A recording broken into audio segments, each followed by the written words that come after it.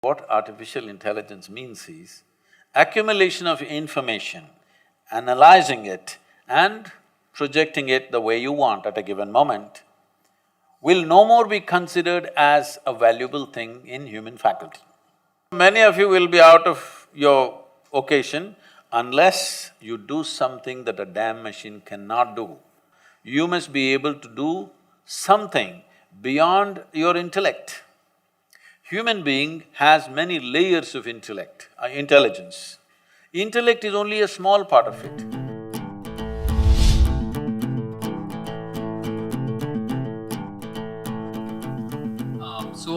In today's technological world, we know that artificial intelligence and robotics are taking over.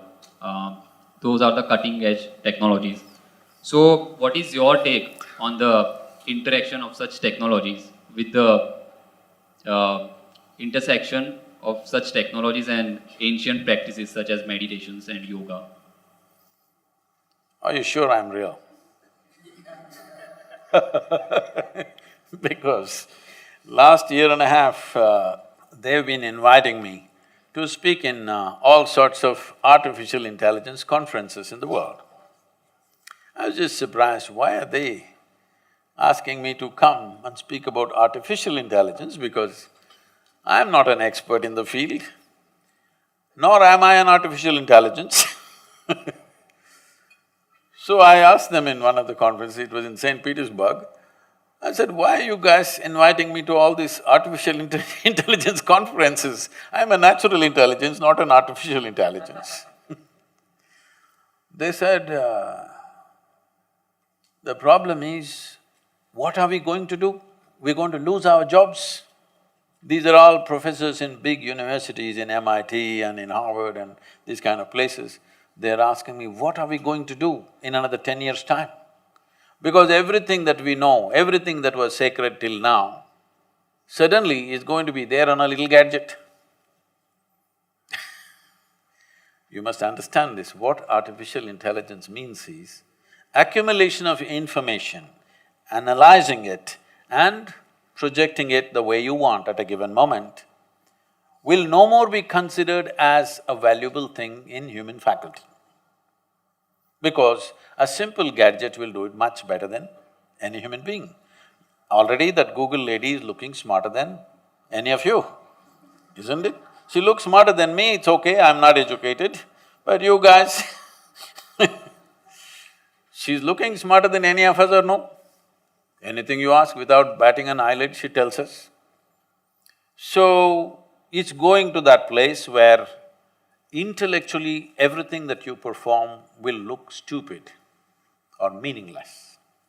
This happened to me when I was about 13 years of age, I think, 13 or 14, 13 I think. For the first time I saw a flatbed calculator, this Panasonic calculator, you know. At that time it was 110 rupees, very expensive. You drink a coffee for more than that today. But 110 rupees, Panasonic, Sony was 125, so we buy the cheaper one, 110 rupees Panasonic. And they show me this, I never bought them. Somebody brought one and they showed me, tuk, results. Then first thought that came to me is, why the hell am I wasting my life in the mathematics classes? I said, all I need is this, I don't have to go to the math class.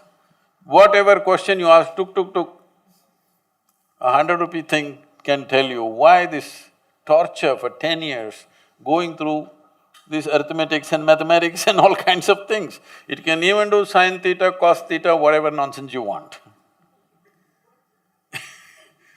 Then only I thought, we must make a big machine which does all this rubbish so that I don't have to go to school. At last, the dream is coming true. In the next 10-15 years, the education as you know it, professions as you know it today will become meaningless, because right now, they've created these machines. Right now, we are still kind of obsessed with creating machines which look like us, which is unnecessarily complicating. It can be a square box which walks everywhere and does everything we do, it's too insulting for human intelligence. So, we're still making it look like a human being. If something is intelligent, it must look human in our mind. But slowly, for the sake of economics, somebody will make one tall box which does everything that you do, okay? Time is coming for that. So once this happens, many things that we are spending years on learning will be meaningless. Now they built a thing, I was meeting this one top real estate guy in Russia. They're designing something that if a customer comes and says, what kind of house I want, what is my aesthetics, what is my culture, what I like, how it should be, and what's my budget. A machine designs a complete house, 10 different alternatives that you want, including paintings, hangings in the wall, the furniture, the works. Now they're saying in another 5 to 7 years, they're saying, it can even print the house and build it. So just imagine the design guys. So many of you will be out of your occasion unless you do something that a damn machine cannot do. All of you should gear yourself for this now. You must be able to do something beyond your intellect. Human being has many layers of intelligence. Intellect is only a small part of it. Right now, our education system is completely dedicated to intellectual development of the human being and we think that's the grandest way to live. No, it is not. We can explore that if we have the time. But in the yogic way of looking at things, we look at human intelligence as 16 parts. If you explore other dimensions of intelligence, only then you will be relevant when everything intellectual. Intellectual means your intellect cannot function without accumulated data, yes or no? Hello? Yes. Your intellect cannot function without accumulated data, is that so? Now whatever is data assimilation, analysis and execution of that analysis, a machine will do better than you.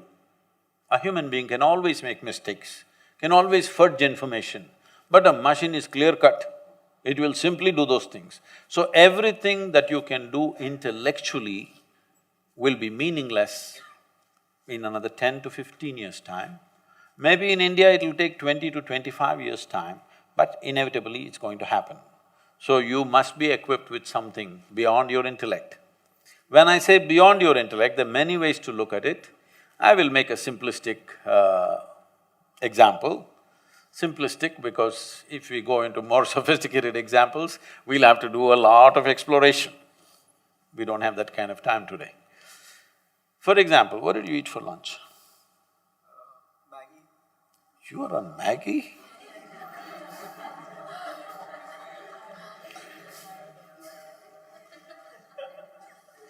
Can't you… somebody take care of his nourishment?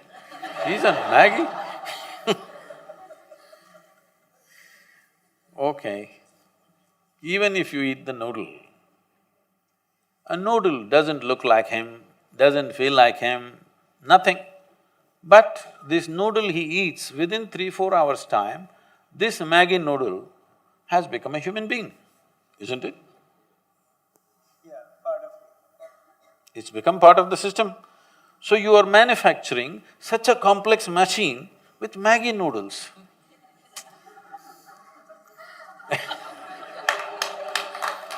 This is like a 3D printer. You put Maggi noodles into it. No, I am not made of Maggi noodles, okay? I eat better than that. But you put a chapati into this becomes a human body. This is the most sophisticated machine on the planet. You're manufacturing this with whatever food that you eat. And the food that you eat is just the soil that you walk upon. Yes or no? And it stands up. Isn't this a 3D printer? Hello? Does that intelligence exist within you or not? Not even in your brain, in your gut? It does. It does. It does. So if only you found conscious access to this dimension of intelligence, you would live magically, isn't it?